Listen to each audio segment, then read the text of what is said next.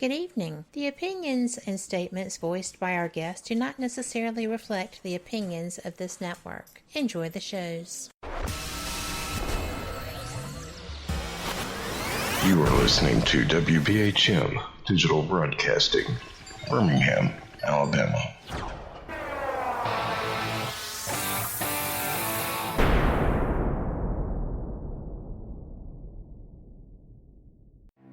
Headline edition, July 8, 1947. The Army Air Forces has announced that a flying disc has been found and is now in the possession of the Army. Army officers say the missile, found sometime last week, has been inspected at Roswell, New Mexico, and sent to Wright Field, Ohio, for further inspection. Now, historic films made in the spring of 1948 and just released show Eniwetok preparing for heavily guarded and still largely secret tests of new atomic weapons. The test's purpose is to measure atomic effects on thousands of different materials, 30,000 tons of them, not, as at Bikini, to prove military effectiveness.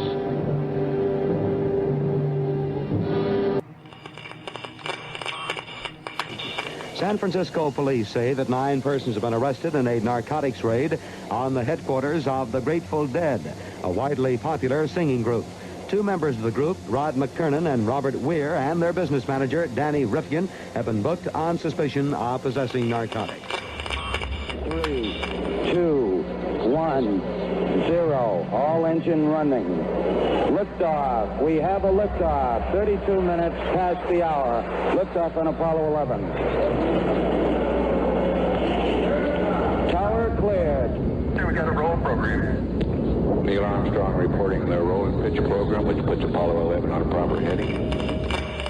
I'm going to step off the limb now. That's one small step for man,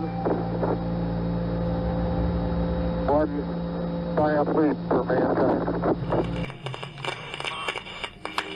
Well, strange lights are causing a viral buzz on YouTube. Could we have caught extraterrestrial activity on a recent newscast?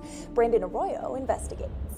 As the newscast ended, the controversy began back on September 26th. What is that light shining in the back of the dark night sky?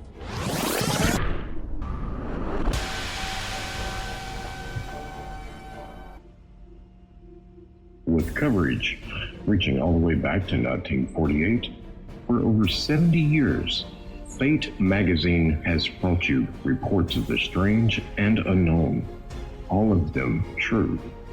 Now, Fate Magazine Radio is carrying on that tradition of setting the standard in paranormal talk radio as we report and discuss some of the most mysterious and perplexing phenomena imaginable in this strange world of ours. Now, here is your host of Fate Magazine Radio, Kat Hobson.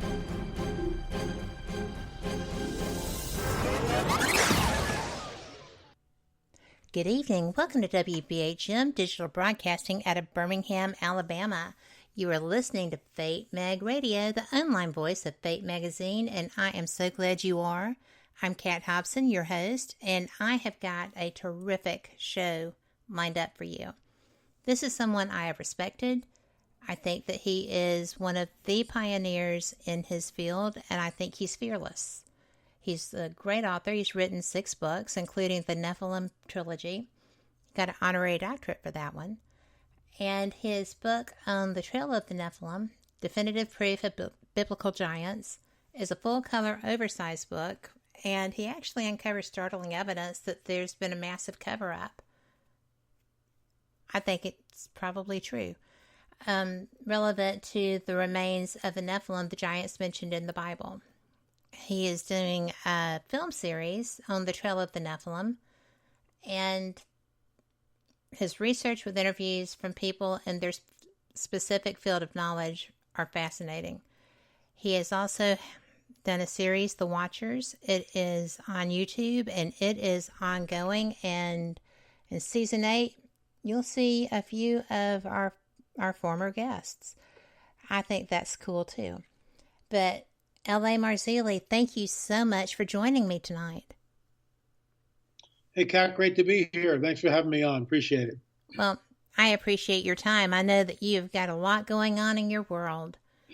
I wanted to start by just saying you cover things that people just don't talk about, and one of our listeners happens to be a biblical scholar or an ancient text scholar, and she is so excited that you're here because she totally agrees with all of your work, and she has a knowledge base to support her opinion. I love that. But I think when we get down to it, you just kind of carry on with the information shared through the Book of Enoch, which I learned about from Eric von Daniken. Actually, I heard him lecture several times a couple of years ago and was kind of overwhelmed. What brought you into, well, to say what brought you into the field, you're in several fields. You're also a brilliant filmmaker. But what got you interested in the Nephilim? Well, what happened is about 30 years ago, a friend of mine asked about life on other planets. Now, I had been a student of UFO or ufology since I was 16. I saw one when I was 12, but had no idea, where this would all take me. I turned 70 this year in a few weeks, actually. So I've been kicking around for quite some time. We'll see how much longer I get to kick around. But the bottom line is, I had no answer. This guy said, well, what about UFOs? What about life on other planets? And so I went down to a bookstore, a little Christian bookstore, and I walked in and said, you got anything on UFOs? And they looked at me like I had three heads. And but the clerk took me down this one aisle, and there was this little book called The Omega Conspiracy. It's written by Dr. I.D.E. Thomas.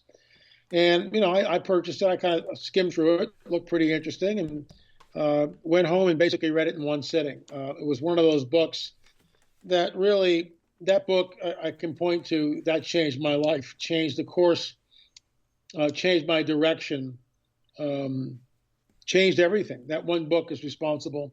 He became a friend, but more so of a mentor in all things ufology, all things Nephilim. And what Dr. Thomas did is he linked the Nephilim to the modern day UFO phenomenon. He's one of the first people, if not the first, to actually do so. And, that served his research, and all my research on ufology served as the basis for the first book in the Nephilim Trilogy, which, basically got on the bestseller list, CBA bestseller list, as did book two. And now they're still in print. We sell them on our website, lamarzulli.net. There's like 900 pages of roller coaster fiction in that trilogy. So we're just delighted to be able to do that. But everything flowed, the bridge into what we're doing now, and the impetus of that, the nexus. I'm looking for other ways of describing it. The nexus is definitely Dr. Thomas's book, I.D.E. Thomas's book, The Omega Conspiracy. Well, I knew that he was who you considered your mentor. I didn't realize that y'all got to work together so closely. That's actually pretty great. That doesn't always happen to work out that way. And I do have that book. So the first one, volume 1. I think that was really a gift, wasn't it, to be able to come across and work with him and bring your two bases of knowledge together. That's terrific. When you got started with him, and you've since gone on and done so many other things, but when you got, I don't want to get out of the timeline too much, but when you were writing On the Trail of the Nephilim, Definitive Proof of Biblical Giants, how different was your experience approaching that than it had been when you wrote the books with him? Well, one was strictly fiction, the Nephilim Trilogy, and the other one was On the Trail of the Nephilim, was actually out in the field looking for evidence, uncovering evidence. Now, the research that went into the Nephilim Trilogy was very extensive, but I didn't really go, past the libraries, because that was before the internet. I was researching this circa 1992, 3. That's when I really started getting serious about it. So it's really before the days where you could hop on a computer and, it's a whole different animal than what we have now. True. But so I would go down and I would, for instance, my first book of Enoch, which I ordered way back in right around 1989, 90, somewhere in there. I had to go down to the bookstore and then, basically order it and wait 2 weeks, that type of thing. Right. Everything's changed now. It's like on Amazon, but that was 30 years ago, and that's what I did. And I remember reading Enoch with my highlighter and just highlighting almost everything in it because it's such an amazing book. But the difference between that, the Nephilim Trilogy, and then going out in the field, going to Peru, going to Bolivia, going to many of the sites, and of course now in our new film series, On the Trail of Nephilim, we spent 30 days in Europe last year, 2019, and we've got hours and hours and hours of film which we haven't even used yet. So This is why the series is ongoing, and probably we'll have number 7 out in January at some point. That's kind of exciting. I love that you share your work, and I know that you have subscribers. So, but anybody can find you and anybody can watch these. I'm just really enjoying the Watcher series. I'm to 9. I'm going to be watching 9 this week. But I just I see people whose experiences I recognize, and it just is overwhelming to me, the things that I see that they've gone through, things I didn't know about. And a lot of that, you and I were talking pre-show privately, and I'm so glad I haven't had those experiences.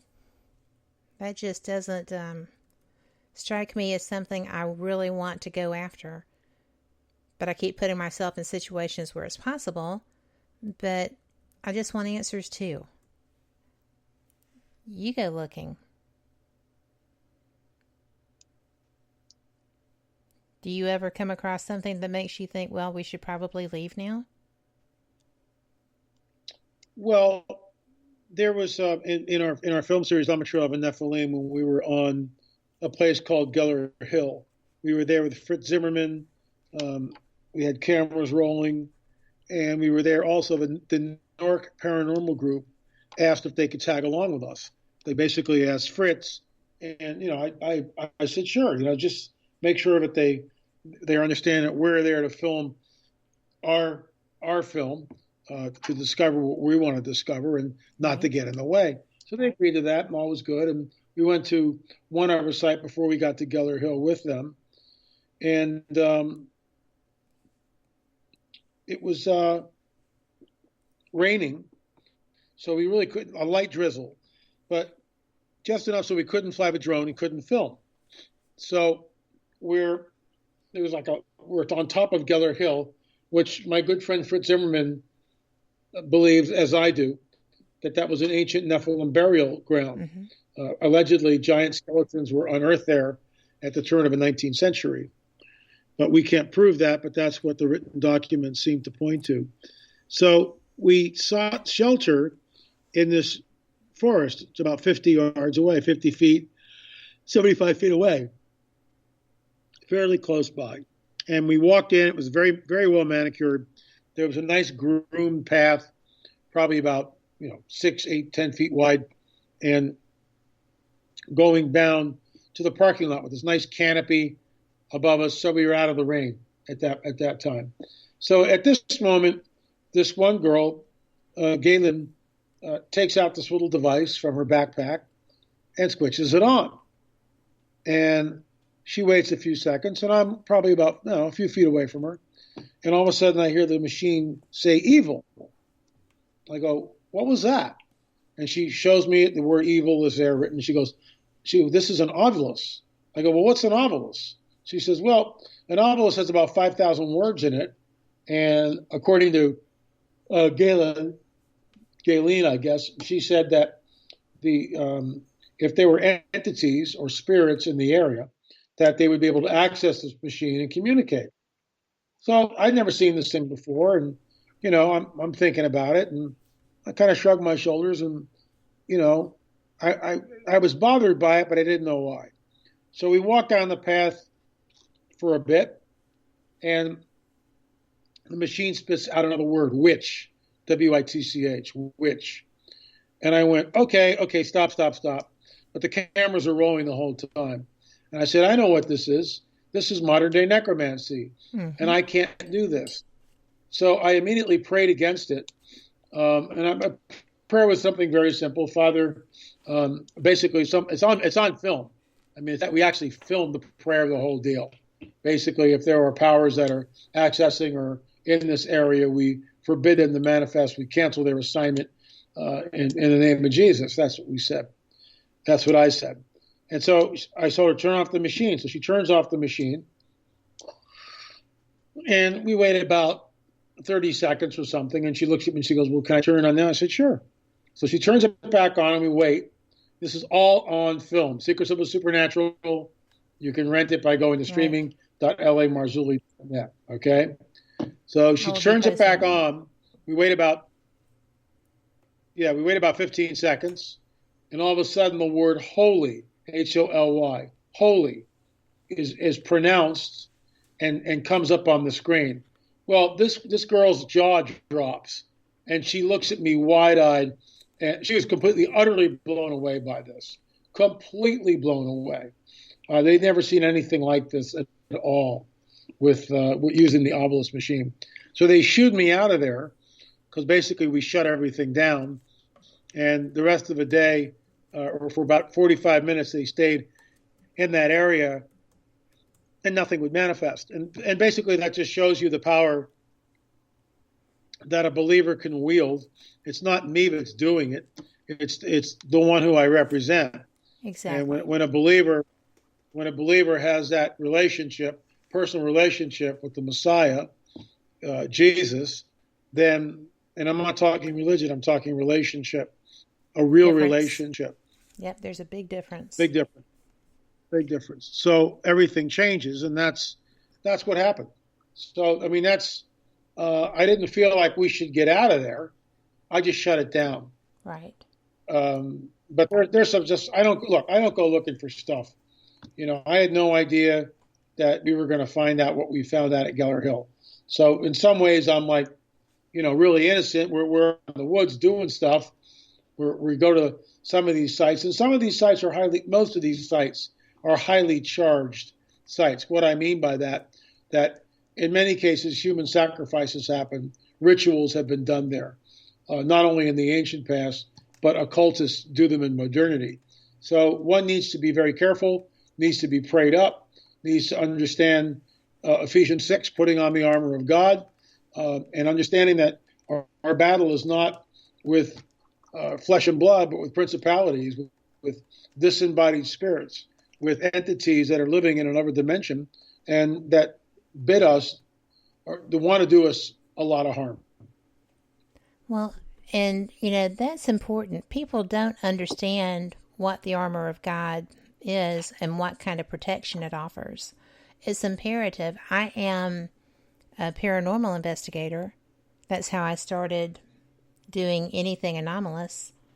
And I had a very strong negative attack against me, and my attitude changed quickly. So, and I do not do anything unless I am clothed in my armor. And I don't do anything that I feel I'm not supposed to be doing.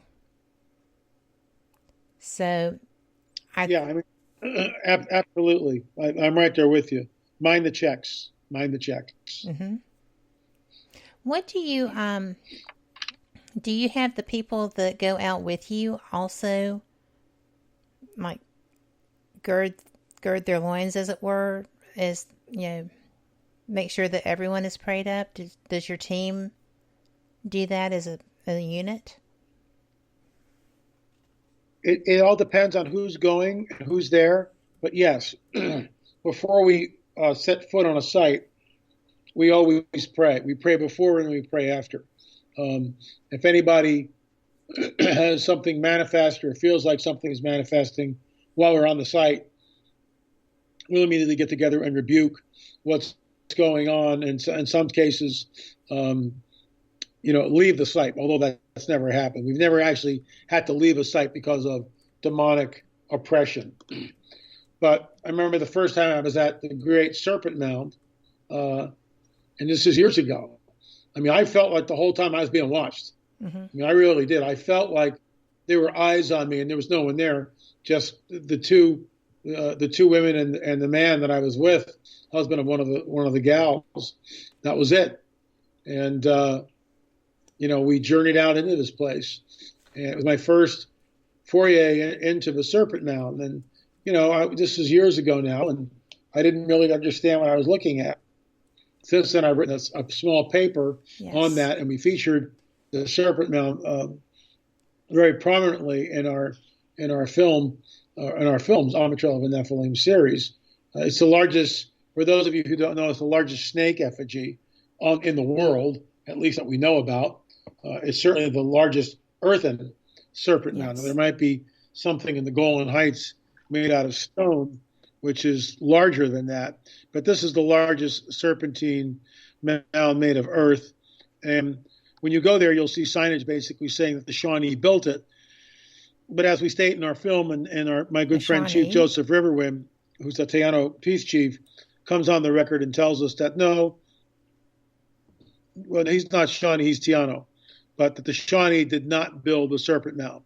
And there's a quote that we use in the film from Chief Wallace, who's the chief of the Shawnee, and who basically says, no, the Shawnee did not build the Serpent Mound. It was here when we got here. We took care of it. We thought it was sacred, but no, we didn't build it. So, when you go there and you look at the Serpent Mound, the only way to really see it is when we flew the drone high up in the air. And then it becomes very clear that the serpent, and this is the paper that I wrote, The Serpent Mound, A New Paradigm. And basically the reason why I did this is because no one had ever linked it to Genesis 3:15 before. And again, as a Christian, that was like, when I saw that, my interpretation, what I was looking at, came through that lens. Now, people can argue with it so the cows come home, but in my opinion, it's the correct interpretation. If these are Nephilim sites, then they are serving the dragon. That's who they're serving, the serpent. And sure enough, when you look at that iconography that winds, and it's very, very large. It's not this little thing. It's so large that you got to be up in the air to really understand what you're looking at. What it shows is the serpent with its mouth wide open. And depending on who you talk to, if you're from a New Age persuasion, they'll tell you, well, the serpent denotes wisdom, and it's giving birth to wisdom. The egg is wisdom, okay? Or something like that. I look at it completely differently based on the Genesis 3:15 account, which most people aren't aware of. So you've got these characters in a garden. You've got the dragon, you've got Adam and Eve, and you've got the pre-incarnate Christ, in my opinion. Yes. And the pre-incarnate Christ says this mandate. He comes out with a mandate, and he says, points to the dragon, your seed, your offspring, will be at enmity, at war with the offspring of the woman. He, the one who will come, Messiah, will crush your head. You, the dragon, will bruise his heel. Well, that sets up the rest of the biblical narrative. Mm-hmm. What we are looking at is it's a seed war between the offspring of a dragon and the offspring of a woman. That's what the whole thing is. And so that when I saw that Serpent Mound, I interpret it through that lens. The serpent is not giving birth to an egg. Serpents don't birth through their mouth. Doesn't work that way. So what it's doing is trying to swallow, destroy annihilate the egg in front of it. It's trying to eat the egg of the woman. That's what it's trying to do. And so there will be no offspring, and the one who will crush the dragon's head will never come. And of course, that's where the whole Nephilim come in. Because 3 chapters later, you do get Genesis 6. And in the book of Enoch talks about how the Nephilim were on the earth in those days and also afterwards, when the sons of God, the B'nai Elohim, saw the women of earth that they were beautiful, fair, took wives, went into them in the biblical sense. These were the great men of renown. These were the giants. And they roamed the earth afterwards. They were in the Americas. Make no mistake about it. They were in the Americas. And I've got photographic proof of it in my book, On the Trail of the Nephilim, because we discovered a 9-footer. Yeah, a 9-footer out on the island of Catalina, which is about 26 miles away from Los Angeles. Catalina? Out in the ocean. Yep. I saw Catalina, but I didn't realize that, wow, that's a big old fella. Well, truly, I'm Southern. I'm sorry it slips out every so often. But when was the Serpent the reason that you were at America's Stonehenge as well? Well, we're on the trail. And so we know that our hypothesis would be that when Joshua and Caleb pressed the conquest of the Promised Land, roughly 3,500 years ago, we know that the Nephilim tribes were in the Promised Land, in the Levant. The Nephilim, the Zanzamim, the Emims, the Anakim, which means long necks, the Horites, all these different tribes are in the Promised Land. And this is where the mandate goes out to wipe out all these Nephilim tribes. And we believe that after the fall of Jericho, which was literal, yes, these tribes realized that we don't stand a chance. And many of them just fled. Not all, but many. Many of them fled. And we also think that they fled west, out through the Mediterranean, and explored that way, and came to the Americas that way. They could have gone out the Red Sea and come over through the Pacific. Lots of ways to come over. So that's why we're on the trail. And that's what the whole film series is about. We actually go to these sites with archaeologists, with anthropologists. We talk to people about, what's really going on.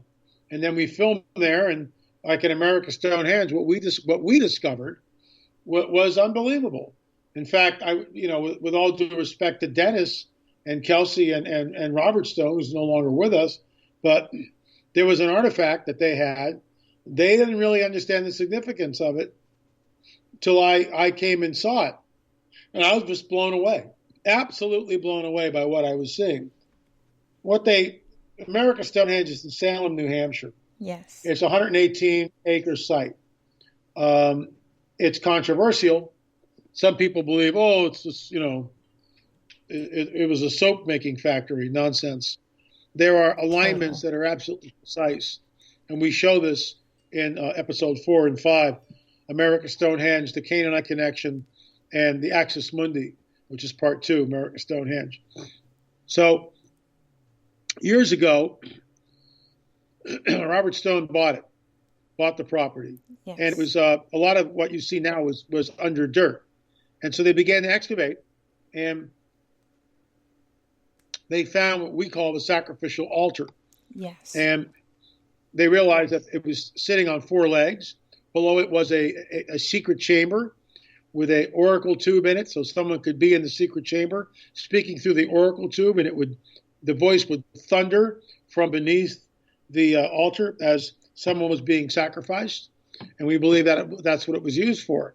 Well, there's a chamber right next to it, very, very close to it, and it had a collapsed roof. So they were doing some excavations, and someone found a stone with writing on it. And no one could decipher what the writing was. So it lay in the museum, because there's a museum there at America Stonehenge. It lay in the museum for 11 years. Well, enter Dr. Barry Fell, who is an epigraphist, and he looked at this and said, I think I can translate that. That looks like Iberian Punic. And so he takes a rubbing of it or a photograph, whatever. He goes back, and a while passes, a period of time goes by, and he goes, I've translated it. And it states this, to Baal of the Canaanites in dedication. Well, okay. Whoa. So I'm filming Kelsey Stone with an Osmo camera in the museum. This is all B-roll stuff. I go, well, what's this? Well, this is the one of the stones that we found. Here's some artifacts and arrowheads, and he takes me to the display case, and here are some stones that we found with writing on them. Oh, okay, far out. Well, what does that stone say? And he goes, oh, this is a dedication stone, and it says, to Baal of the Canaanites in dedication. And you hear in the film, I left it in the film, you hear this long pause. What did you just say? I can't believe what I'm hearing. He's in my wheelhouse. Yes, this indeed. is my wheelhouse, and he's in it. And I go, what did you just say? And he kind of laughs a little nervously, and he goes, to Baal of the Canaanites in dedication. It's a dedication stone. My head at this point is absolutely spinning because they don't understand, with all due respect, they've never put the Nephilim equation together. No one's ever gone there and told them about the Nephilim. So I told them all about it. I said, do you realize what this means? That to Baal of the Canaanites are an overarching name for the Nephilim. Yeah. That's what they were. Well, I cannot even imagine Dennis's face. Well, we were all just blown. I mean, I'm just sitting there. I can't believe what we're seeing. And all that is revealed in the Canaanite Connection. That's part 1, episode 4. And if you're interested, you can go to streaming.lamarzulli.net. Streaming.lamarzulli.net. You can rent all 6 at a very reasonable price. Yes. Or if you want the hard copies, you can go to our website, lamarzulli.net. lamarzulli.net. But Kat, here's the deal. What is was an inscription like that doing in New Hampshire? And they've dated it at 4,000 years old. That site's 4,000 years old. What the heck is that doing there? And then, of course, in the Axis Mundi, we found. Yeah. Well, I was just going to say they were under the impression that it had been a Viking site. So that is completely off the charts of where their minds were relevant to that property. It is. And, the Nephilim have the ability, because they're dealing with their progenitors, their creators are the fallen angels. Yeah. They have the ability to triangulate. They have the ability to do things in the air, to triangulate distances.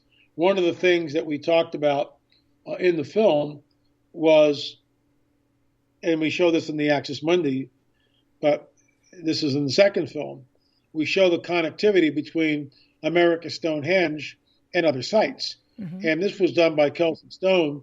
And I've told this story so many times now, it's unbelievable. But it's people got to understand this, that what I'm about to tell you was hidden from human beings, except perhaps maybe those initiated in the deep things of the occult.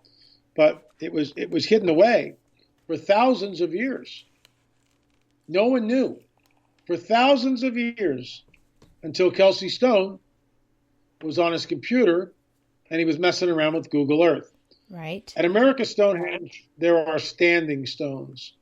And when Robert Stone bought the property, they knew that some of them were there, but they weren't sure what they were for. They didn't know, but they were there. They were buried in the ground and they were upright. And so Robert figured out one of them, and he goes, I bet you the sun comes right up over this stone. And sure enough, when you stand in the center of America's Stonehenge and look out to where that standing stone is embedded in the ground on an upright position, sure enough, the sun, on the summer solstice, the longest day of the year, comes directly over that stone as it rises. It's unbelievable. Absolutely. Unbelievable. So that is on my bucket list to see that, by the way. So it's pretty cool. And we show it in the film. So Kelsey Stone knows about this. He's been there since he was a kid. And so he's on Google Earth now. He's a college kid, college student. Yes. This is like 7, 8 years ago now, right? And that's how old this information is. But in Axis Mundi, what Dennis gave us was just absolutely mind-boggling. And that's why we call the film The Axis Mundi, the center of the world. Kelsey Stone is on Google Earth, and he draws a line from the center of his henge, the center of his site, out to the standing stone. Okay? And he's drawing a line, and he wants to see if the line will go over his new house. Well, it kind of comes close to it, but not really. So he's on Google Earth. I wonder where this goes. So he extends the line, and now he's over near Newfoundland. He's over the Atlantic Ocean. And he goes through Ireland. He finds himself in southern England. And at this point, he goes, gee, this is kind of where Stonehenge, England is. I wonder how close the line comes to it. So he figures, wow, it'd be really cool if the line was maybe, 100 miles away or something like that. Not that that would be anything significant, but who knows, right? Pretty cool, right? So he kind of starts to scroll in and enlarge, and he realizes that, oh my gosh, the line not only goes near Stonehenge, it bisects both trilithons. A trilithon is 2 uprights and a lentil piece. There's 2 of them, and they're set at an angle from each other. That line goes right through the center top piece, the lintel, the top stone at Stonehenge, England. And you can't do that. There's no way you can do that 4,000 years ago. And you can There's do no it way in you a could do community. that like 50 years ago. The technology wasn't really there, except for a few special people that were navigators. But still, was not exactly. That's unreal. The technology was, and all that is in our 4th film, America Stonehenge. I mean, folks, you can, Marzulli, you're just trying to sell something. You know what? No, this is fantastic information. It'll blow your mind. It'll blow your mind. It blew my mind. Well, I can't believe Dennis never told me that. We are so going to have words after this show. But, he is my friend. I like him very much. But, Dennis is great. Yeah. And, I think that they were down through my area and I missed them. So that was devastating. But I'm going up there for a solstice. So, so the Serpent there kind of faded into the background with all the stuff happening with the standing stones and the table. Did you know the table was vandalized? Yes, Dennis emailed me or texted me the moment it happened, the moment he found out about it. Well, it was devastating, but they've done a great job with the restoration. It's just ridiculous that people react like that. Yeah, crazy. But there should be things protecting antiquities much better than what we have. I think it's because we're such a new nation. But when you got there and you saw the other things, did the Serpent just kind of fade in contrast? Well, every site is a different site. Yes. And all the sites that you go to, you got to explore. Like Chaco Canyon is certainly much different than Teotihuacan, Mexico, which is different than Machu Picchu, to name just a few, which is different than Zambujaro in Portugal. I mean, all these sites, there's a similarity, and yet there's differences. Each site bears its own scrutiny. I mean, you really got to spend time, and you could literally, people have dedicated their entire life to study Stonehenge, England. How were the rocks moved? How did they do this? How does everything work on an 18-and-a-half-year lunar cycle. So America's Stonehenge is built on an 18-and-a-half-year lunar cycle. And when we were in the war room, we show this in the second film, The Axis Mundi. We're in what I call the war room with Dennis Stone and Fritz Zimmerman and I, and of course our camera people. And Dennis drops another bomb on us, and he goes, "Well, when this site was built roughly 4,000 years ago, it was aligned to the constellation Draco." And I go, "What?" And he goes, "Yeah, Draco, the dragon." Yeah. I'm just sitting there with my jaw on the ground, going like, I mean, this is a Nephilim site. It's dedicated to the dragon. It's not by coinkydink. This is very, very deliberate. They know it is. They know who it is that they serve. Tubal of the Canaanites. I mean, that's it. The dragon. It's always about the serpent. Mm-hmm. It's always about the dragon. It always points back to his handiwork. Always. Well, I just think that's amazing. We have 2 questions in chat. And since we're not taking breaks, do you mind if I... And by the way, we are not taking breaks. We will take our top of the hour news break. LA has a wee hours of the morning get up.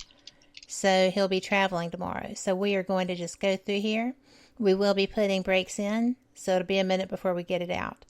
But the first question was when we were talking about, praying on your armor. Do you fast before you go out? It depends. It depends where we're going, what the site is, where it is. Definitely prayed up. There's no doubt about that. It just depends on what it would be. If I'm in a fast, that means okay, I'm moving into something that might be really kind of iffy. Mm-hmm. That's like if I knew. And here's the deal. I mean, it's not a bad idea to fast anyway on any of these sites. I mean, we're always prayed up. We need to probably be even more prayed up than what we are. Fasting is always a wonderful way to put down the flesh and exalt the things of the spirit. And certainly praying and fasting together is a great combination. But yeah, I mean, all those things are taken into consideration, depending on where we are and what we're doing. Well, good deal. I think fasting is pretty, I liked how you phrased that, put down the flesh and exalt the spirit, because that's what you're doing. And it's very powerful stuff. People don't always realize that. The other question is from our listener that I told you was the ancient text scholar. But she said, this is not on topic at all, but what is your favorite prophetic ancient text? Oh, wow. I would say for me, it's probably Revelation 19. That's the one that kind of blows me away. I will read it to you. Thank you. In just a second. Let me get up here. Hold on. Give me a second here. I'm typing it in right now. Okay. There it goes. I'm in the process of memorizing this one. So, yeah, Revelation 19 is, and it's verse 11. And it's, I'm going to read it to you, then I'm going to tell you a story, okay? I saw heaven standing open, and there before me was a white horse, whose rider is called Faithful and True. With justice he judges and wages war. His eyes are like blazing fire, and on his head are many crowns. He has a name written on him that no one knows but he himself. He is dressed in a robe dipped in blood, and his name is the Word of God. The armies of heaven were following him, riding on white horses and dressed in fine linen, white and clean. Coming out of his mouth is a sharp sword with which to strike down the nations. He will rule them with an iron scepter. He treads the winepress with the fury of the wrath of God Almighty. On his robe and on his thigh, he has this name written, King of Kings and Lord of Lords. So that's Jesus. That's the second coming.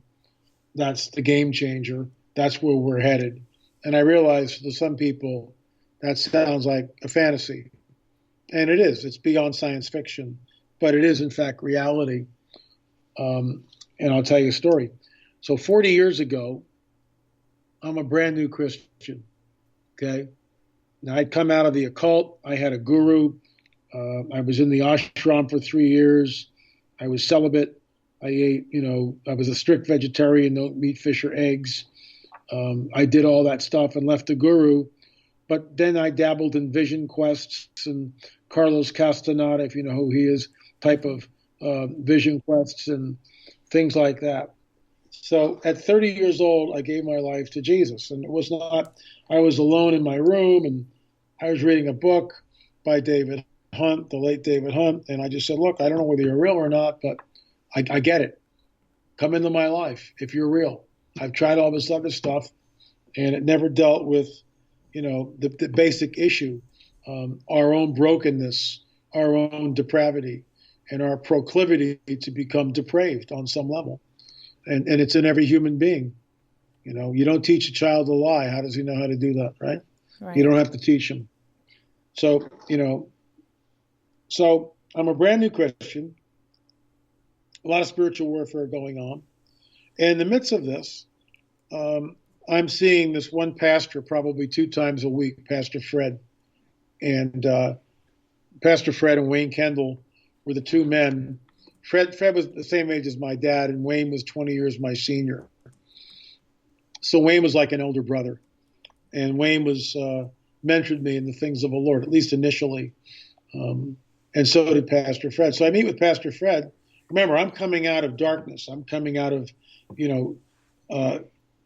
almost 15 years of being an active occultist on some level. Third eye open, spirit guides, the whole 9 yards, right? Astral projection, all this nonsense. So I'm getting ready to go to bed one night, and all of a sudden, I'm taken. I don't mean that in the sense of being abducted. I am taken.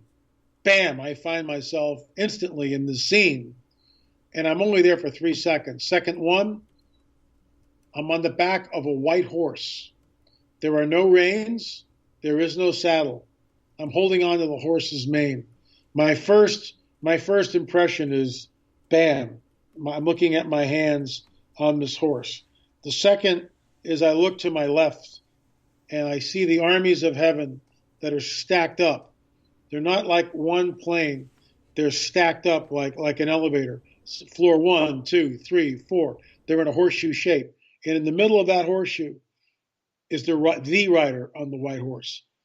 And every eye can see him because the horses are staggered. And it's a great multitude.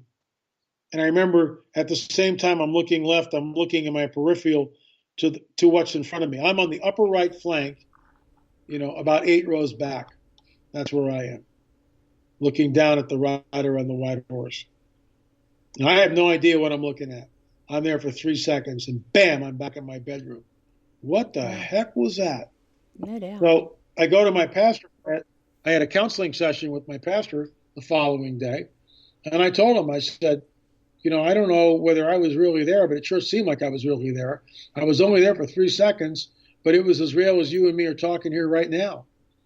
And he said, have you ever read Revelation 19? I go, what? And he turns and then he reads it. And we just kind of looked at each other, and I was just dumbfounded. That's a future prophecy that is yet to be fulfilled. The Lord took me and showed me that. I was in that scene for 3 seconds. I'll never forget it. Most of the time I can't even talk about it without weeping. I'm glad you could. That's how visceral it is. But I'm in the process of memorizing it because I need to. Because it's, it's overwhelming. Because I was there. There's, I don't know of anything really comparable to that. I have a friend who, also Christian, is often experiencing things that are preparing him for battle. You know, he was looking for something in particular that he felt he should have in order to build skill sets, and walked out the door, and it was laying on the ground in front of him in the alley by his house. And it was not an everyday item. Okay? Right. So I think that even though you were such a young Christian, I think that you were being led to understand perhaps what your later role would be, and maybe your role now. Yeah, because I do believe that battle is an ongoing one. Yeah, I think we're very, very close to seeing some pretty intense things happen on this planet. I really do. Very close. Well, we definitely don't want a whole lot more intense than this past year has been. This has been, yeah. You know, it has been an insane experience to get through this year, and we're not there yet. Nope.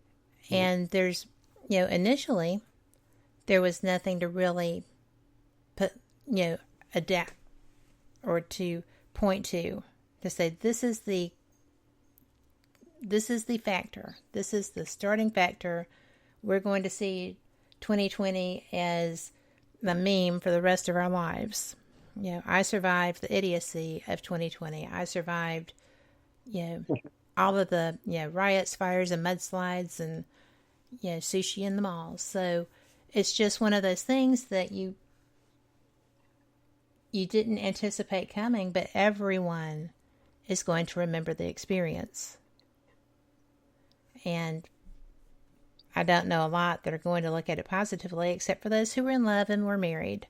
And y'all are going to have fantastic tales for your children.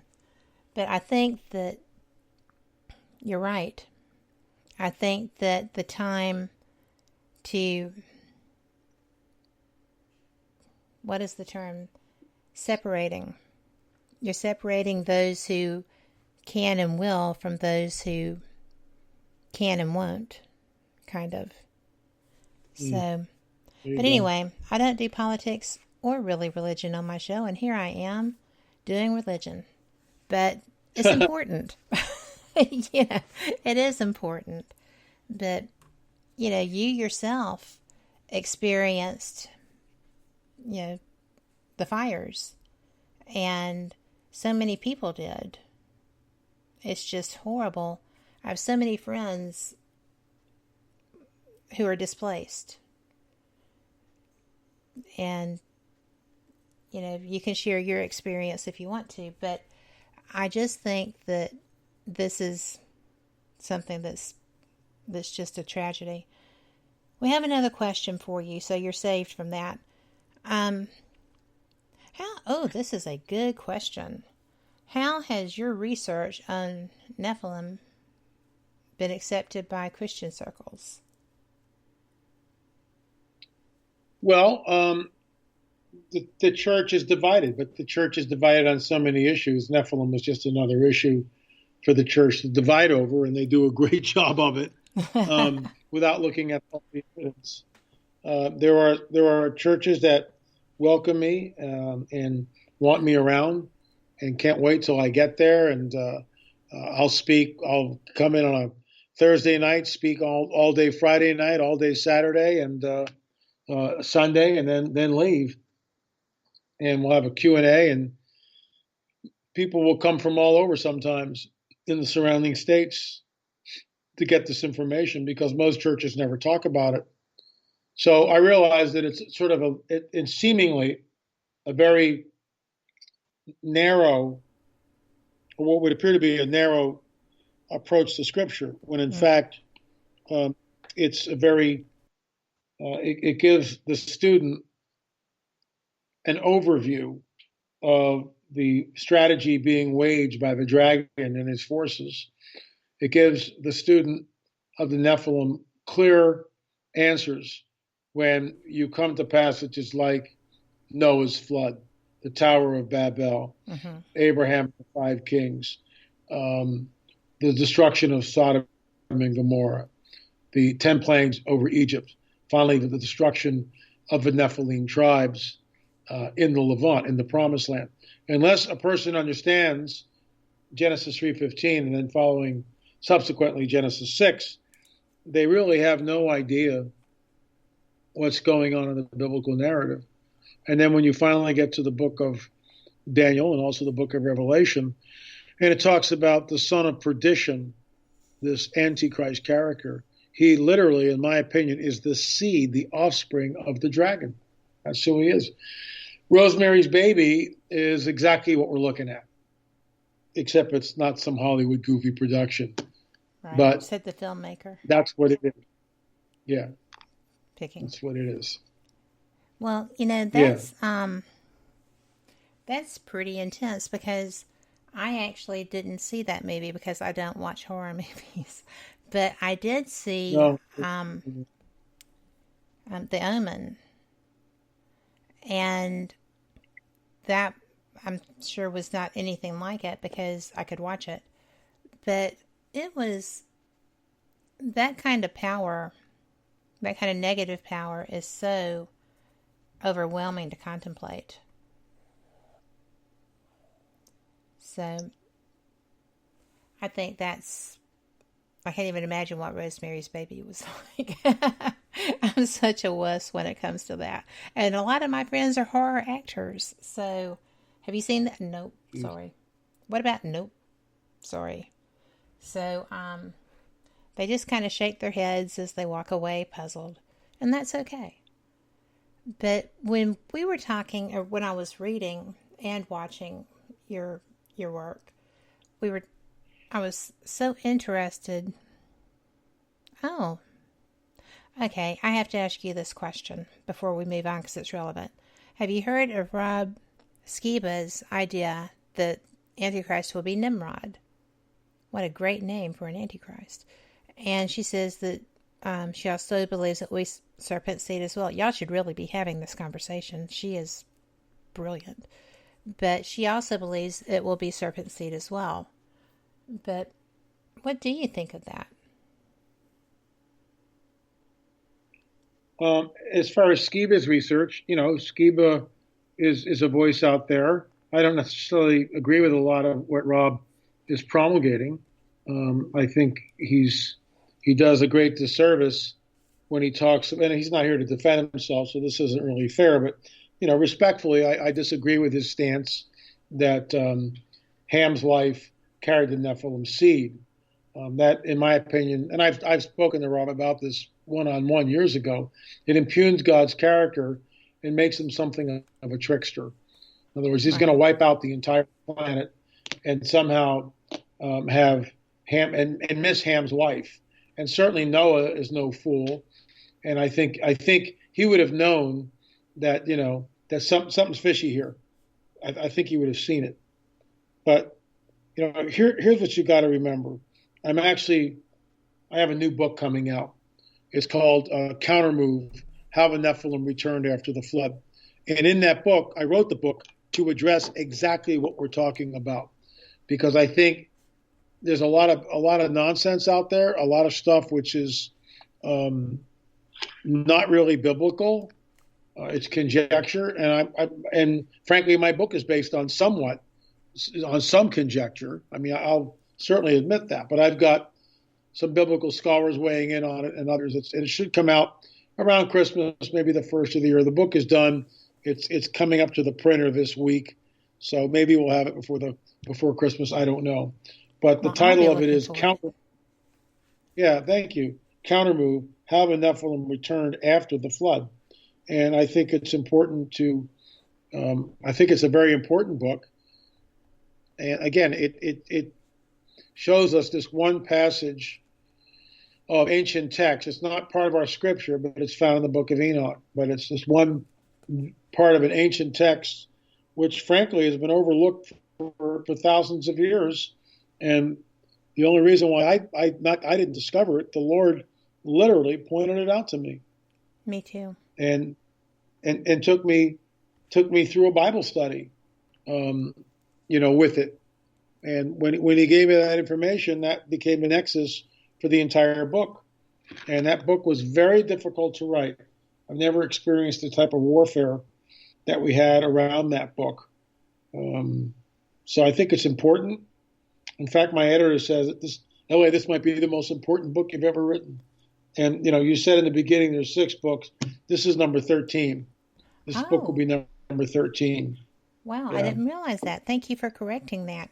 And Enoch is so fascinating, April said. But, if Von Daniken hadn't had a priest in his school that showed him that book, I would never have heard of it, or it would have been longer before I did. So, and if I hadn't had my focus moving towards ufology, also, I wouldn't have been where he was. So, it's weird and cool how things get laid out.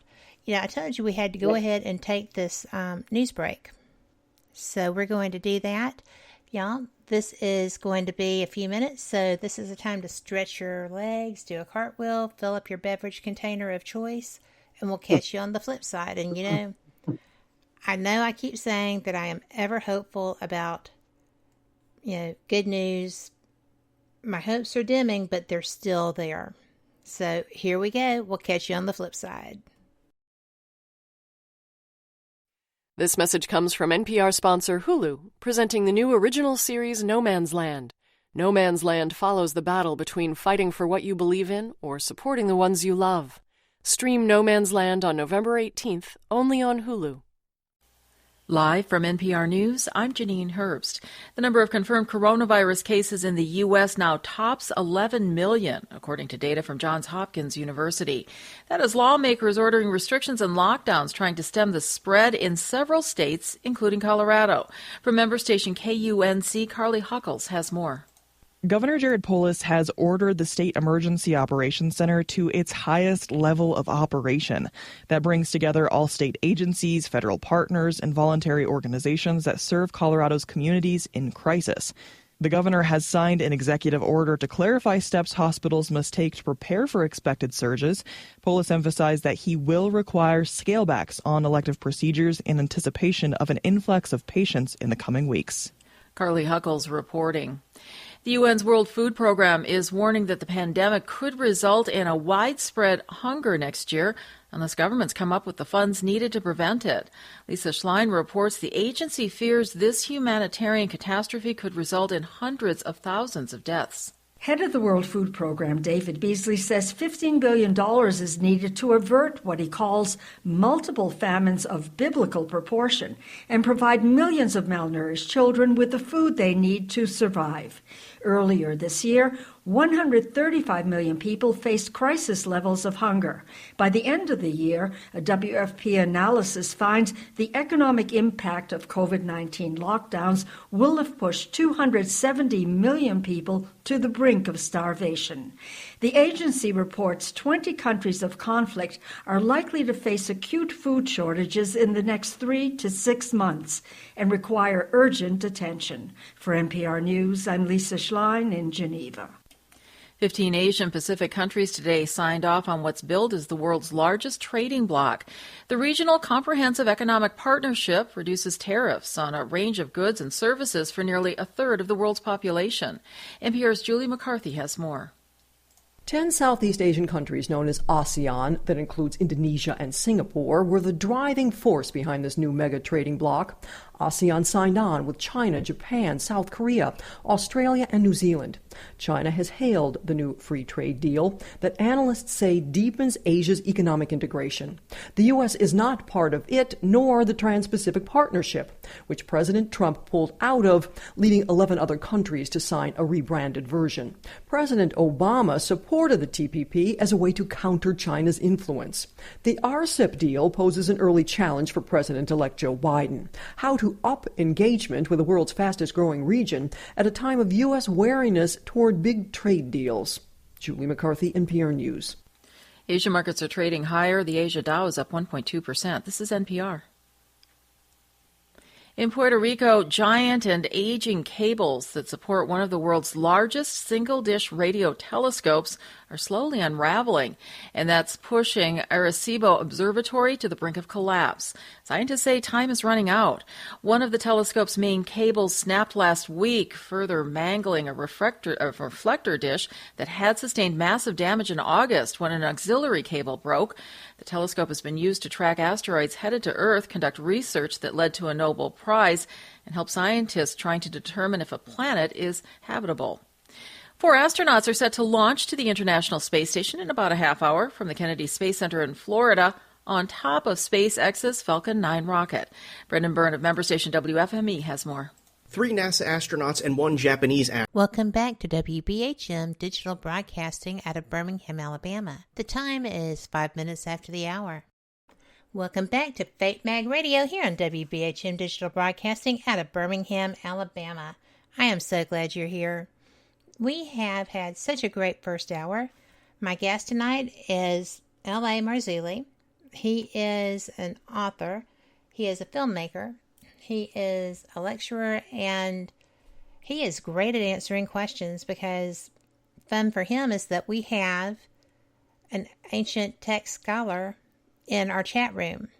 And so she has just been keeping him going. And I have to say that joining our chat is Sherry, and happy birthday to you. I hope it's been great so far, and you're going to love this. Now, we were talking during the break about mounds, and because we had started with the Serpent Mound, and I was interested because I wasn't familiar with Fort Ancient, and it has 66 gates. Can you tell me why that's important?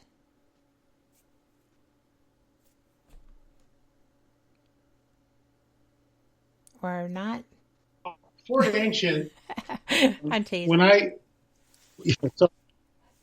was Fritz Zimmerman and I, along with Peggy, my wife, we did this little safari with Fritz, and we went to a lot of different mounds which I had never seen. And it was just amazing.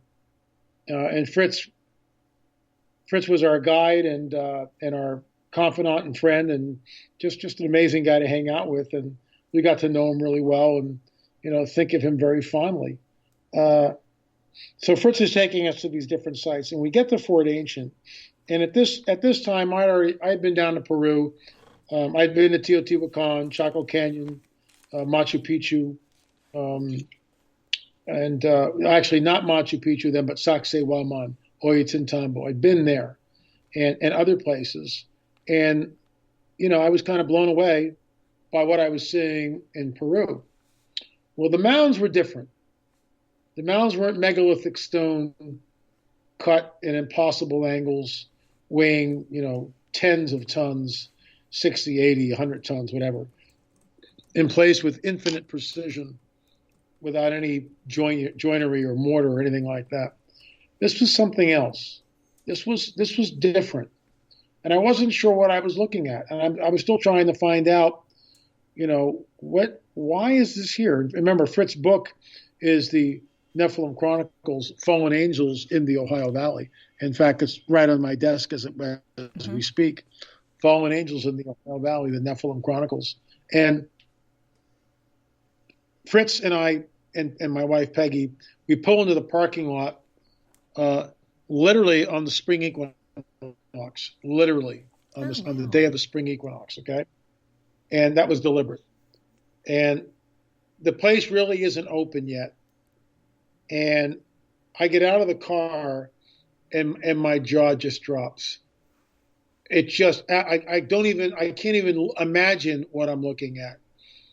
I just looked at Fritz and went, you have got to be kidding me. Fort Ancient is 3.5 miles of continuous earthen walls.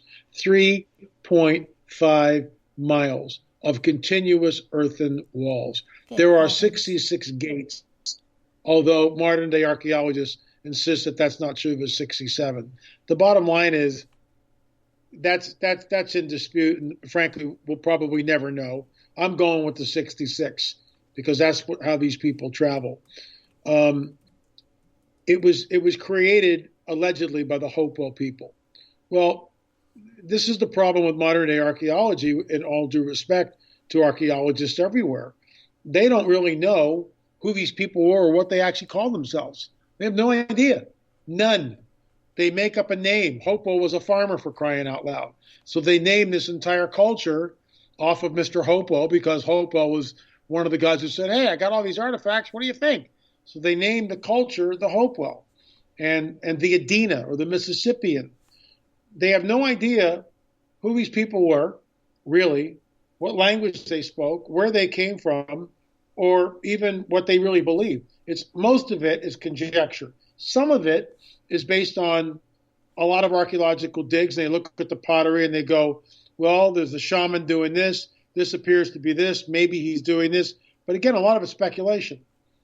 And that's the problem with archaeology. You know, a lot of it's speculation. Well, the critic of my work will give me exactly the same. Well, you're just speculating that altar, you know, it might not be an altar at America's Stonehenge. It might be something else. And that might not be an oracle chamber. That might be, you know, so they can pass cord on the cob between, you know, whatever, right? And so I get that. But having a biblical worldview, I think, gives me an edge because I'm looking at the fingerprints of what I believe are the supernatural. Most archaeologists, with all due respect, don't have a supernatural worldview. They just don't. They're ardent Darwinists, and that's what they believe in. So they have a closed system where because there's no supernatural, the supernatural can never enter into their worldview. So there has to be some logical explanation on how these people arrived at this. We show this in the film. There's a guy by the name of Jack who's a docent there, okay, at Fort Ancient. And he's out there being interviewed by this woman, and she is from a news agency, and he shows her a hoe, and it's a stick with a clamshell with some leather wrapped around it, extremely flimsy. And he goes, this is how they tilled the soil in the garden. And she looks at him with a look like, and I'm a student of body language, like, come on, man, you're pulling my leg. How did they do this? And he goes, oh, yeah. He goes, well, they would have had to use a lot of clamshells. Or he says something like, well, the clamshells were more different than they are now. Some ridiculous statement which doesn't make any sense. Then he shows them a scapula, the shoulder bone of a deer. And they would have used this hoe made out of a scapula. And he goes, they would have had to go through a lot of bone tools to make the 3.5 miles. Finally, he shows them a stone head. So in our film, we hired a flint knapper who made a replica of an ancient hoe that would have been used, according to archaeologists. And we're not disputing that hoes have been found, but how many of them were found? You know, I mean, to make 3.5 miles of earthen walls. And so what they'll do is, it took 500 years to build this. Well, you don't know that. You're just making this up. You don't know how long it took. Nobody does. So, you know, what if it took 3 years instead of 500? Now what? So it's 3.5 miles of earthen walls. And I'll get to why that's so significant in just a little bit. So we make this flint replica of a hoe. We hire a laborer. We show him how to work the hoe, which, you know, pretty obvious. And he goes out and we film all this. And he goes to a place in Louisiana near Poverty Point. So the soil is very similar to the second largest mound in America, which is about 390,000 tons of earth. 390,000 tons of earth. Good all right? heavens. And we show him in the film with this little hoe, the stone hoe, right? And he's working the soil. And then he finally collects it with his hands and puts it into a metal bucket. Now, they would have used deer hide or birch bark baskets, okay? And he schleps the dirt, and he drops it on top of another little pile of dirt that he did previously. And that's it. So we calculate that single buckets of earth would take 28 million buckets to create something like Cahokia, 390,000 tons, roughly. 28 million single buckets. All right. So now let's go back to Fort Ancient. 3.5 miles of earthen walls. According to Docent Jack, who works at Fort Ancient, if you were to deconstruct the mounds and put all that dirt in dump trucks and line all those dump trucks, bumper to bumper, end to end, okay? You would have 200 miles of dump trucks. Oh, my gosh. 200 miles of dump trucks. There are 10,000 mounds. Yeah, there are 10,000 mounds in Ohio alone.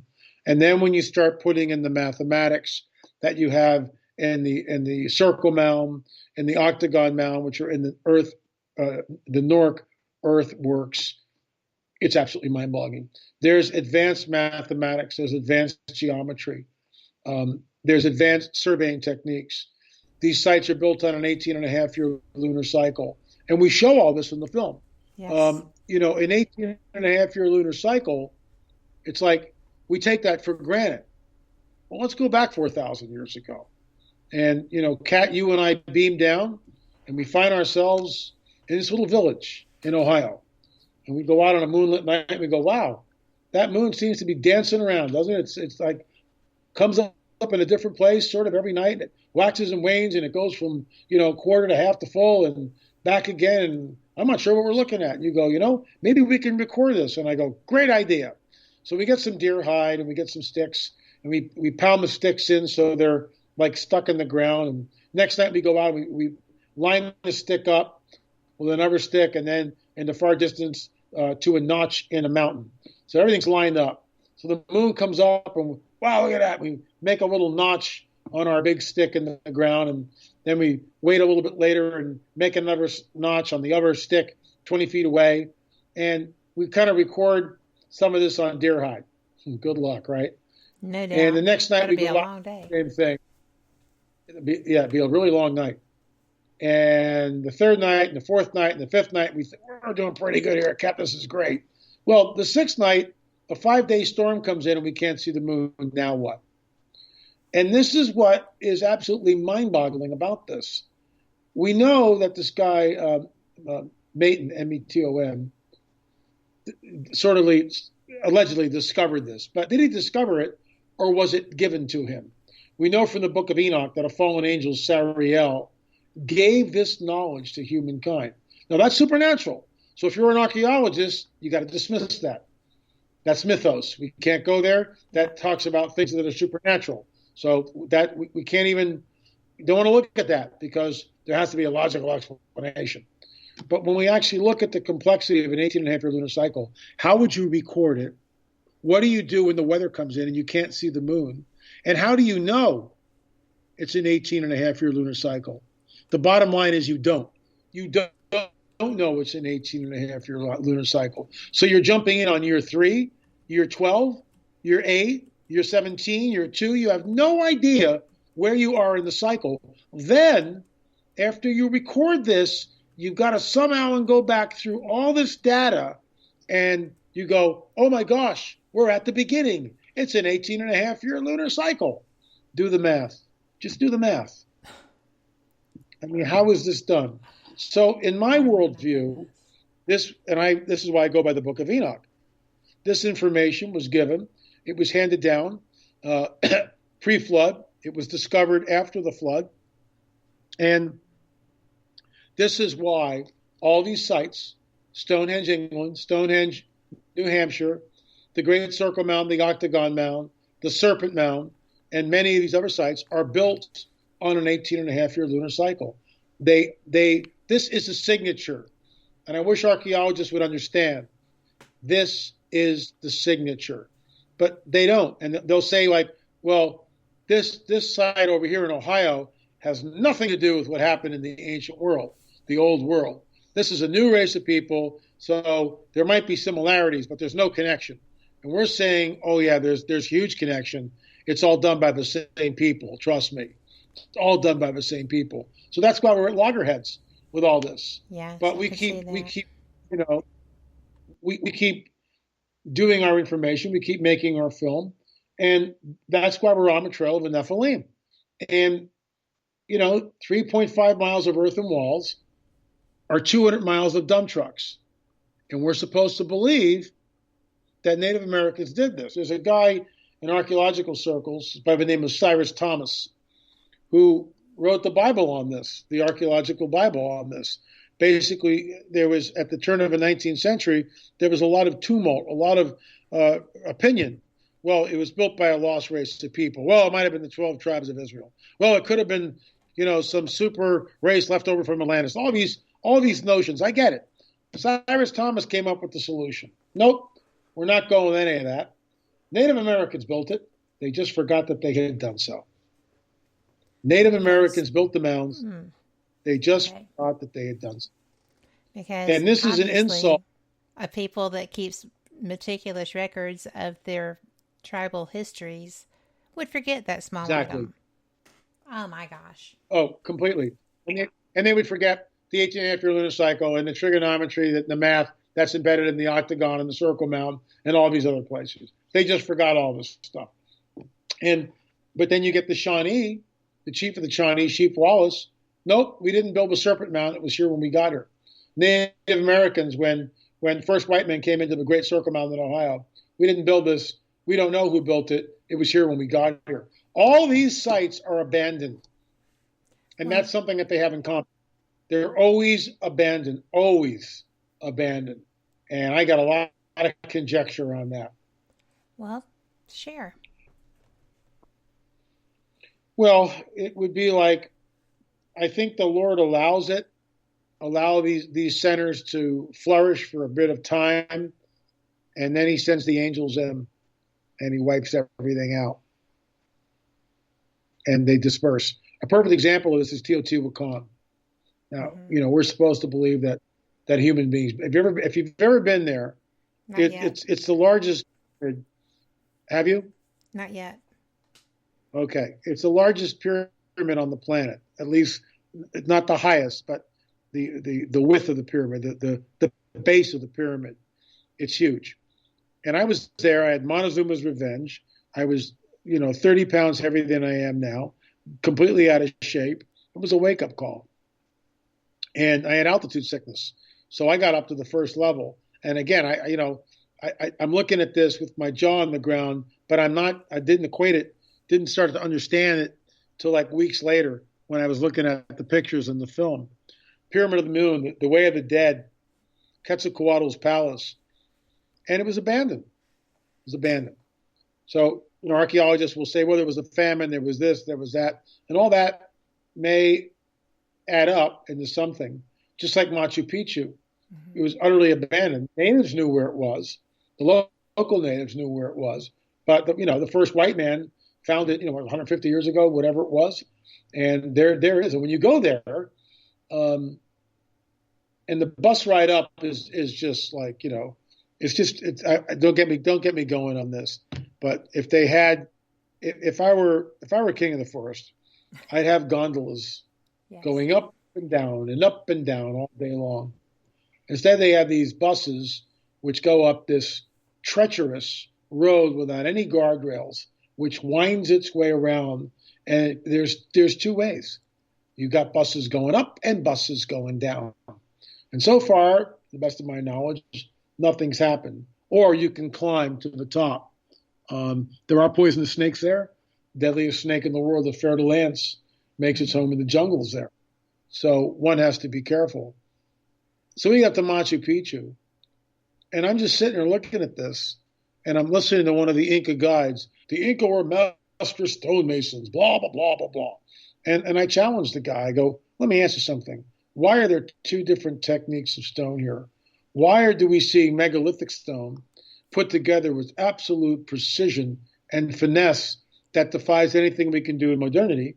And next to it, we have what I affectionately call Inca slop. In other words, they're head-sized boulders placed irregularly with sloppy mortar and crappy workmanship, completely, utterly inferior in every way to the pristine stonemasonry that we see. And he goes, and he really has no answer. There is no answer. You're looking at two separate cultures, and the cultures that created those ancient megalithic stones. When I'm there and I'm leading a tour, which I haven't done in a while, but when I'm at Sacsayhuaman or Ollantaytambo or Machu Picchu, I have people touch the stones. I have people lay your hands on these stones. I want you to touch them. You are touching the fingerprints of the supernatural. You were looking at something which was not done by the hand of man. Now, in archaeological circles, of course, that's a supernatural worldview. Well, I'm some sort of religious nut if I say that, right? So call me whatever you want. But, I've gone to stonemasons, I've gone to architects and engineers and say, can you do this in modernity? And they go, well, maybe time and material. We're talking like stones that weigh 60 to 80 tons. And there are no cranes, okay? There are no cranes. There are no beasts of burden in Peru. And yet it's there. And yet it's there. There are no lasers. And yet it's there. How was it done? And if we're intellectually honest, these people, we have no flipping idea how this thing is done. I am married to a machinist. And every time we watch a documentary or a entertainment show or whatever that has these, like the H blocks or the pyramid or so many different things, he's just like, I couldn't do that now. We have CNC machines, right? Our CNCs couldn't do that. And you can't even get a piece of paper to slide in between the stones. That is not human ability, even today. So that is something that I completely and totally agree with you on. I think that is definitely supernatural. But I just don't understand how people can just fight that knowledge so hard. Do you get a lot of slack on this? Well, it depends. I mean, sometimes I'll ruffle some feathers. I mean, there's some naysayers. There's a couple of people that I live in their head, and I know it. They hate They hate who I do. They hate who I am. They hate what I publish. They think I do a disservice to the field of archaeology. They'll call me a pseudo-archaeologist and all this other stuff. But I'm out in the field. Yeah. And I have a right to my opinion. Yeah, and I work with archaeologists, anthropologists, like our work on the elongated skulls. In my opinion, they are not human. We've never been able to get nuclear DNA, but the DNA we did get from it pointed to a haplogroup that's from the mother side of the equation, a haplogroup, Eastern Europe and the Middle East. That rewrites history. And then it's all contaminated. 58 samples are contaminated? I don't think so. And I know one of the out of the forensic 50 people, I don't buy it either. Yeah, it's ridiculous. So then we showed the skulls to medical doctors, surgeons, an optometrist, a chiropractor, multidisciplined approach, which is something that really doesn't happen so much in archaeological circles. But we did it with the skulls. And it's on the film. It's the new one, DNA, The Final Results, episode 6 in the On the Trail of a series. That's why you got to go read it, folks. I mean, we're just skirting around the issue here. Watch the films. You'll be blown away. And you can rent them by going to streaming.lamarzulli.net, streaming.lamarzulli.net. So all these guys, remember Dr. Paul holds up one of the skulls and he just looks at me and just goes, this is not human. It's not. And the bottom line is we show it in the film. You cannot create this through pressure, through the human means of what they call cranial deformation or cradle headboarding. You take an infant and you bind the head and you bind it up. Well, the work of our anthropologist, Rick Woodward, was the one that said the foramen magnum on these skulls are all the way to the rear, to the posterior of the skull, to the occipital plate of the skull. And we've got medical doctors that come on the record and surgeons that come on the record and just look at it and go, it's all wrong. And pressure cannot create this. You cannot create this with pressure. This is something that is genetic. Over and over again in the film, we show this. It's genetic. So that begs the question, if it's genetic, where are these genes coming from? And this is why I honestly believe, and I'll say it on your show, I believe that these are one of the Nephilim tribes, either the Anakim, which means long necks, or the Horites, which were cave dwellers. Well, I am. But they are not human. Yes. I just think that it's so obvious that these are not the cranial deformity by choice. When you just look at them, when you look at the top of the skulls with the suture, and everything about them just screams, this is so different. I just think that I first got interested in skulls with Melanie Young's skull and what is that called? The Star Child. And so I started paying attention to the forensics with that. And so when I found the Peruvian elongated skulls, I was just like, oh my gosh. So I started looking into that, and then lo and behold, people are working on that. And a friend is on that project. And I'm like, oh my gosh. Okay, so I'm paying closer attention. The work was fascinating. The work was meticulous. And yeah, absolutely. You know, it's just so frustrating to be an outside observer trying to understand why people aren't just coming out and saying things. Well, here's something to think about, and I got to get going soon, because I got to get up at 4:30 tomorrow. But here's the deal. We've got samples that are left over that were being stored at the Paleo DNA lab in Canada. We've sequenced them. Well, we've extracted them, okay? We've done the extractions. They're now sitting in another lab. But we're looking for a lab that will run the samples and see if we can get nuclear DNA from it. And right now, the labs that are tied to universities in the United States, I'm basically blacklisted. They won't touch our samples, which is out and out discrimination against us because I'm a Christian, because, you know, look, if the DNA tells us it's something else, that's great. If the DNA tells us that the nuclear is human, then, you know, okay, we have to rethink our hypothesis. Then how did they become this? We don't know. But we've never been able to get nuclear DNA on it. So we don't know. But if anyone's out there listening to your show that has connections in a lab, we've got money, and, you know, there's no hocus pocus here. Stick the sample in the machine and tell us what you find out. That's what we're looking at, right? So the bottom line is they didn't like our results. They didn't like the fact that we took 58 samples. Out of the 58 samples, 28 of them sequenced. Many out of the 28 showed a Middle Eastern or Eastern European or European haplogroup. That rewrites history. It does.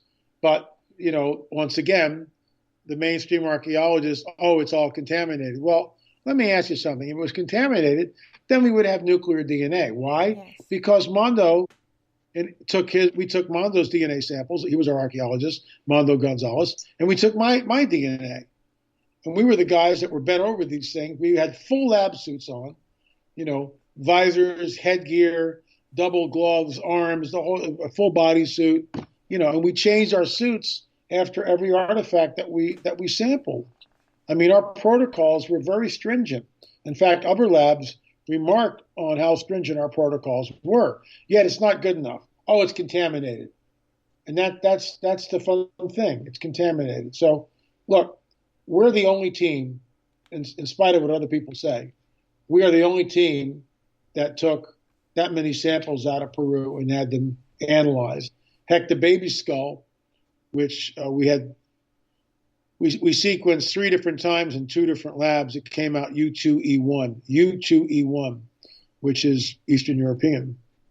Another one, T2B, which is smack dab in the middle of the Middle East. I mean, that's where it comes from, somewhere in the Middle East. It's like, hello. So, you know, people don't like that because it points to a couple of things. It points to the veracity of a biblical worldview, number one. Number two, it points to a supernatural worldview. And that's disturbing to many people who don't hold to that paradigm. Well, part of being a researcher is being able to stay open-minded, just not so open that your brain falls out, right? I mean, you just have to be open to the possibilities when you don't know what you're looking at. It's part of the job. But I am so glad that you were here, and for everyone listening, LA has to get up at way before dawn tomorrow and do some traveling. So LA, I am so thankful and appreciative that you were able to give us this time tonight. And I will edit this, put the breaks in, and it should be just about perfect. Kat, thank you so much. God bless you, and we'll talk again soon. I hope so. I've really enjoyed your conversation. Be safe with your travels. Thank you. Appreciate it. Bye-bye. Bye. For those listening, you know, I am just so blessed that I was able to have that much time with him. He has to get across the country, and we all know what that's like, right? Or have an idea. But if you want to get his information, his filming is fantastic. I think that he is one of the people that is probably the most forthright and honest in that field, in his field. Not putting a slur on anyone else, but he just doesn't have an agenda per se, in my opinion. But the websites are a legion. I'm just kidding. They're not really. But you can find him at www.lamarzulli, LAMARZULLI.wordpress.com. And if you want to watch those films he's talking about, and I really suggest it, streaming.lamarzulli.net. You can find him on YouTube. You can find him on Facebook. He's really nice too. Very, very down to earth and a good person. And you can also find him on Twitter at LAMarzulli. So I know that we had a couple of questions we didn't get to, but that's okay. We'll have them next time. And we all understand what it's like to get, have to get somewhere under pressure. So I'm very thankful. Now, we have like 2 or 3 minutes. If anybody has a question, this is your one-time deal. I am not singing Happy Birthday because we do not want to hurt people's ears, and that could happen. You never know. But other than that, if you have a question for me, this is your golden opportunity. I don't mind answering pretty much anything, and I think that's pretty straightforward. So, and if you don't, we do have one question that we didn't get a chance to ask, and that is, we were talking about how great he is on prophecy. You can find him on other shows on YouTube. If you'll just Google him or YouTube him, there are all kinds of videos where he is very straight up. He is not shy or bashful, and he is forthright and honest. So April had asked, how much does he think these ancient sites are created by Nephilim, or does he think some were also from the original fallen angels? I think that he has not necessarily a percentage, but I know that he feels that these sites were abandoned long before Native Americans were here. So, it just is something else, I think. He's just very open, and he does his research. Let's see.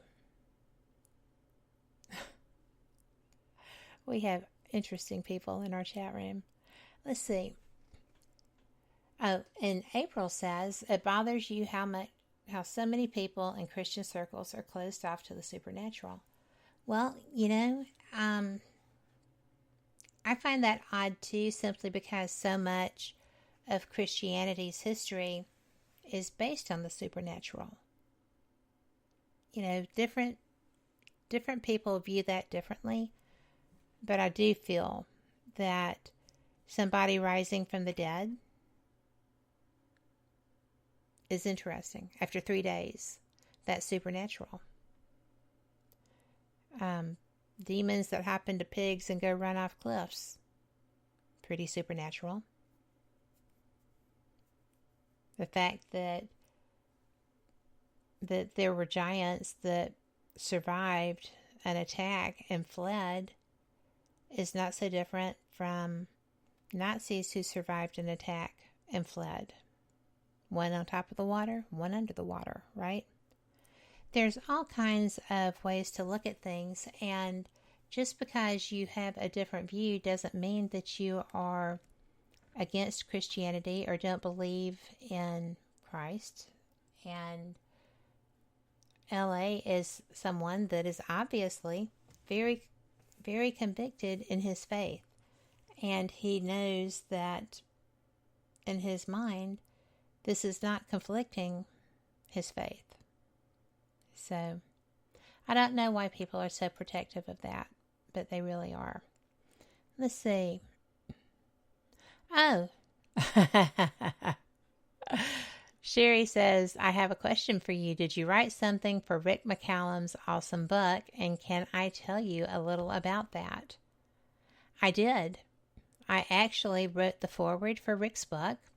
And he is always telling people that his one superpower is that people are nice to him.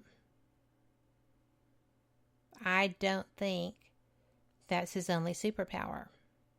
I think that people are nice to him because he is a kind and good-hearted soul. He is a gentleman. He is always appropriate. If someone is not being appropriate around him, he will extricate himself nicely from a situation.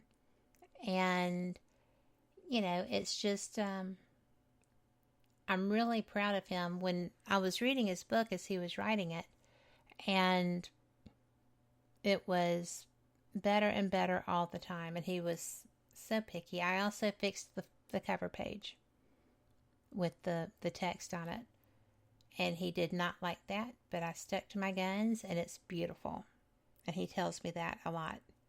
But mainly, he's a dear friend, he's a good man, and if you haven't read it yet, it's Ghosts Believe in Me, and they do.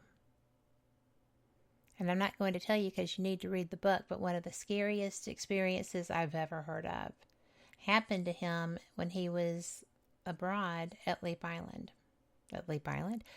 Castle. Leap Castle. Gosh. When I have to do all the talking, I get tongue-tied. But anyway, yes, he is a true gentleman. You're right, Sherry. So, I think that I'm very lucky to have friends like the people in our chat and people like him, my family. I'm a fortunate woman. And if y'all haven't heard yet, I just realized I have a minute here. We are on Amazon Music and we're on your Alexa app. So, and mine just turned on. No, thank you. But, gotta watch what you say. So, you can go and listen to us there. You can subscribe to us on Spreaker. You can subscribe on iTunes, iHeart, Spotify, Deezer, JioSaavn. That's in India. That's kind of India's iHeart, basically. We're on Castbox and, oh my gosh, all the places. We are so blessed. And it's because of y'all. If there weren't anybody listening, they wouldn't want us. So thank you. Thank you, thank you, thank you. It is always listening. I told it to quit listening one day and she said, I can't. That was concerning. So Big Brother is always watching, right? 1984 was not meant to be an instruction manual. I say that all the time. I will say it till the end. So there you go. Again, thank y'all so much. I am going to have to run so I can get these breaks in here and get this show out. And, I'm the luckiest woman in the world because I get to do stuff that I love so much. And I have people that I love who love me back. How much better can it be? So I am thankful every day, and I hope y'all are too. Because no matter how bad it gets, we get another shot when we wake up. Every day that we get is a blessing. So enjoy them. And again, I'm Kat Hobson. I am the voice of Fate Magazine. And go to YouTube, look up Fate Radio. You'll find some articles from our upcoming episode edition. So, it's really cool. I did not know that was a thing. I just got it started. And also you will find episodes from Vance Pollock's time as the host. He was great. And my friend Chase Klotsky, who is the forensic scientist, forensic pathologist we were talking about, also was a voice of Fate Magazine. I'm in great company. So, again, we will see you next week. Tomorrow is Paranormal Pride with Denise Pride Moore. Wednesday is Paranormal Experienced with Kat Hobson. Yep, that's me. I will be followed by Teal Gray and her Paramystery show. We will have Thursday, Full Spectrum Radio, and their guest had to cancel last week, so hopefully everything will be copacetic this week. And Friday we get a new episode of Ghost Talk Radio with Shelley Burke Robertson. Her shows are so great. I learned so much from them. So, later. Have a great week. Do good stuff. And you know what? There's a lot of angst in the world. Don't accept it. Don't take it. That belongs to other people. You keep yourself fresh and bright and happy. Enjoy the little things, because they're actually the big ones in the long run. See ya. Y'all have a great week. Good night.